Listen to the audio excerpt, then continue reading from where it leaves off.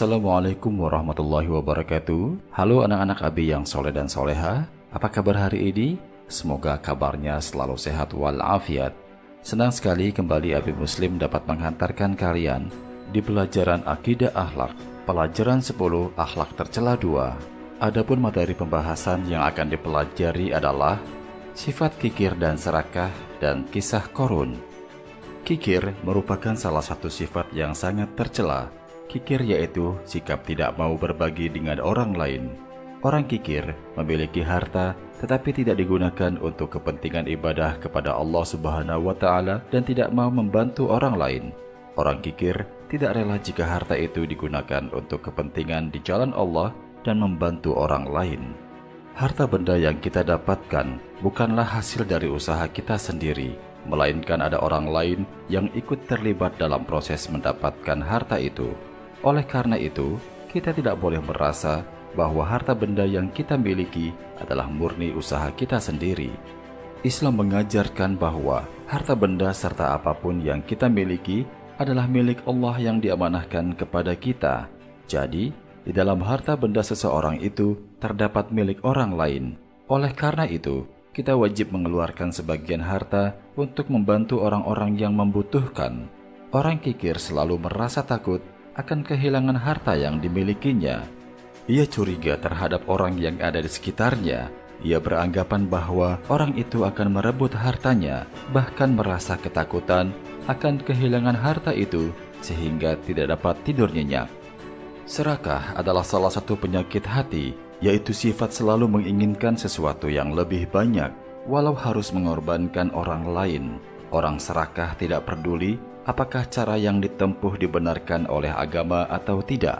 Orang yang serakah selalu berusaha untuk memiliki harta serta kekuasaan. Orang yang serakah pada harta dan kekuasaan akan bersikap sewenang-wenang, tidak mengenal kawan ataupun lawan untuk dikorbankan demi mencapai ambisinya. Sifat seperti ini jelas akan menghancurkan dirinya sendiri dan orang lain. Sifat seperti ini akan membuat orang tidak suka kepadanya. Allah Subhanahu wa Ta'ala berfirman, Innal insana khuliqa halu'a idza massahu syarru jazu'a wa idza massahul khairu manu'a. Artinya, sungguh manusia diciptakan bersifat suka mengeluh. Apabila dia ditimpa kesusahan, dia berkeluh kesah.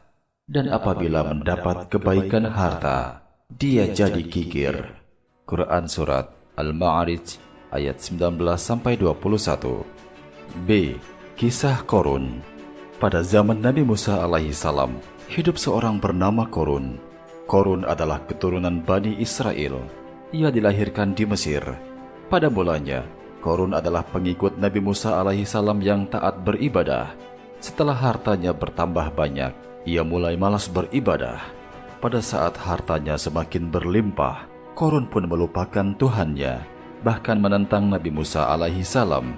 Tingkah laku Qorun sangat berbeda ketika belum menjadi kaya. Qorun memiliki banyak rumah. Ia selalu memakai pakaian yang bagus dan mahal harganya. Ia mempunyai banyak pelayan yang selalu siap melayani semua keinginannya. Akan tetapi sayang, Qorun mempunyai sifat sombong. Ia hidup berfoya-foya. Ia suka memamerkan kekayaannya kepada orang lain. Dengan hartanya yang melimpah, ia bukannya suka menolong orang lain, malah suka memeras dan mencelakakan orang lain. Dengan kekayaannya yang berlimpah, ia merasa berkuasa. Kekuasaannya itu digunakan untuk bertindak sewenang-wenang. Ia membuat kerusakan hanya untuk memuaskan hatinya. Qorun lupa bahwa harta yang dimilikinya adalah karunia dari Allah. Ia tidak pernah mengenal Tuhan lagi dan tidak mau pernah bersyukur lagi kepada Allah. Ia tidak mau mendengarkan orang yang coba menasehatinya agar selalu ingat dan bersyukur kepada Allah Subhanahu wa Ta'ala. Ia berkata dengan sombong, "Saya mendapatkan harta ini dengan kerja keras, bukan Allah yang memberi." Ketika Nabi Musa alaihissalam mengimbau untuk mengeluarkan zakat dan membagi-bagikannya kepada fakir miskin, Qorun tersinggung dan marah. Ia berpikir bahwa dengan membayar zakat, hartanya akan berkurang. ia malah menuduh Nabi Musa sebagai orang yang iri kepadanya dan ingin memerasnya. Mendengar ucapan dan tuduhan Qarun kepadanya, Nabi Musa alaihissalam hanya mendengar dengan penuh kesabaran. Pada akhirnya, Nabi Musa alaihissalam berdoa agar Qarun diberi peringatan dan pelajaran karena perbuatannya sudah sangat jauh menyimpang dari tuntunan agama. Doa Nabi Musa alaihissalam dikabulkan Allah. Tiba-tiba, tanah di sekitar bangunan istana dan gudang-gudang harta Qarun berguncang dengan hebatnya. Bangunan itu lalu pecah dan retak. Semakin lama guncangan terjadi, semakin lebar dan dalam pula keretakan yang ditimbulkan. Kaki Qarun terpeleset sampai lutut. Begitu juga kaki para pelayannya. Mereka menjerit-jerit meminta tolong kepada Nabi Musa alaihissalam. Mereka ingin bertaubat dan berjanji akan menjadi pengikut Nabi Musa alaihissalam. Sayang sekali, taubat mereka terlambat. Allah Subhanahu wa Ta'ala sudah menutup pintu taubat buat mereka. Akhirnya, Qarun dan para pelayannya serta seluruh harta kekayaannya terbenam di telan bumi. Tidak ada seorang pun yang bisa menolong Qarun. Qarun mati terkubur bersama harta yang selalu dibanggakannya. Qarun adalah contoh orang yang sombong, kikir, serakah, dan tidak mau bersyukur kepada Allah Subhanahu wa Ta'ala. Peristiwa ini diceritakan dalam Al-Quran, surat Al-Qasas, ayat 81 sebagai berikut. فَخَسَفْنَا بِهِ وَبِدَارِهِ الْأَرْضِ فَمَا كَانَ لَهُ مِنْ فِئَةٍ يَنْصُرُونَهُ مِنْ دُونِ اللَّهِ وَمَا كَانَ مِنَ الْمُنْتَصِرِينَ. Artinya, maka kami benamkan dia Qarun bersama rumahnya ke dalam bumi, maka tidak ada baginya satu golongan pun yang akan menolongnya selain Allah, dan dia tidak termasuk orang-orang yang dapat membela diri. Quran Surat Al-Qasas ayat 81. C. Akhlak tercela yang dimiliki Qarun. Untuk menghindari perbuatan tercela ini, hendaknya kita menghormati hak-hak diri sendiri, hak orang lain, hak hewan, alam, dan sebagainya. Selain itu, kita hendaknya takut dosa, karena Allah Subhanahu wa Ta'ala telah melarang kita memiliki akhlak tercela atau berbuat kerusakan di muka bumi ini. Dalam kehidupan sehari-hari, hal ini sering terjadi sehingga dapat mengakibatkan timbulnya perbuatan tercela yang lainnya. Misalnya, menimbulkan kebencian, permusuhan, mencelakakan orang lain, merampok, dan menghancurkan hak milik orang lain. Akhlak tercela termasuk hal yang sangat berbahaya karena bersifat lembut atau samar-samar, tetapi berdampak luar biasa. Akhlak tercela yang dimiliki Qarun dan tidak pantas untuk ditiru yaitu sebagai berikut. 1. Mempunyai sifat sombong. 2. Hidup berfoya-foya. 3. Suka memamerkan kekayaannya kepada orang lain. 4. Tidak suka menolong orang lain. 5. Suka memeras dan mencelakakan orang lain. 6. Merasa berkuasa karena kekayaannya yang berlimpah. 7. Bertindak sewenang-wenang, membuat kerusakan-kerusakan hanya untuk memuaskan hatinya. 8.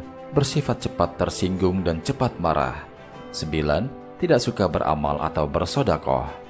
D. Membiasakan menghindari sifat kikir dan serakah. 1. Mempertebal keimanan. Allah telah menurunkan kitab-kitab dan rasul-rasulnya adalah untuk memimpin manusia untuk menuju kebaikan dan menjauhkan keburukan. Akhlak adalah tiang pembangunan umat, rahasia kebesarannya, dan menjadi dasar dari kehidupan dan kebanggaannya. Jika baik akhlak manusia, akan baik pula lah semua perbuatannya dan akan harmonislah hubungannya, baik dengan Allah yang Maha Pencipta, dengan sesama manusia, dan dengan alam sekitarnya. 2. Menambah giat beribadah. Seperti diketahui bahwa ibadah wajib dalam Islam adalah sholat, puasa, zakat, dan haji, tidak hanya untuk mendekatkan hubungan dengan Allah, tetapi juga mempunyai pengaruh terhadap pembentukan budi pekerti yang baik, seperti berikut. A. Sholat itu untuk mencegah kejahatan dan kemungkaran. B. Puasa dapat menjadikan seseorang memiliki sifat takwa. Takwa itu adalah suatu budi pekerti yang baik. Hakikat takwa itu mengandung 3 unsur yaitu 1. menjauhkan diri dari perbuatan-perbuatan yang dimurkai oleh Allah. 2. Menghindari perbuatan-perbuatan yang merugikan diri sendiri atau mendatangkan kemudaratan. 3. Menjauhkan perbuatan-perbuatan yang merusak atau merugikan orang lain. C. Berusaha hidup sederhana, yaitu membiasakan hidup qanaah dengan mencukupkan apa adanya dan mengendalikan hawa nafsu. D. Hindari khayalan-khayalan yang tidak berguna, seperti ingin jadi juara kelas tetapi malas belajar, ingin menjadi orang kaya tetapi malas bekerja. E. Menanamkan pada diri bahwa rezeki sudah diatur oleh Allah Subhanahu wa Ta'ala. Banyak sedikitnya yang kamu peroleh harus diterima dengan ikhlas dan tawakal. Maksudnya, bila sudah belajar dengan sungguh-sungguh, hasilnya Allah Subhanahu wa Ta'ala yang menentukan. F. Banyak bersyukur kepada Allah Subhanahu wa Ta'ala atas segala nikmat yang diberikannya kepada kita. Baiklah anak-anak Abi yang soleh dan soleha, untuk materi pembelajaran pada kesempatan kali ini, Abi cukupkan sekian. Tetap semangat belajar di rumah dan jangan lupa jaga kebersihan dan kesehatan. Abi akhiri, wassalamualaikum warahmatullahi wabarakatuh.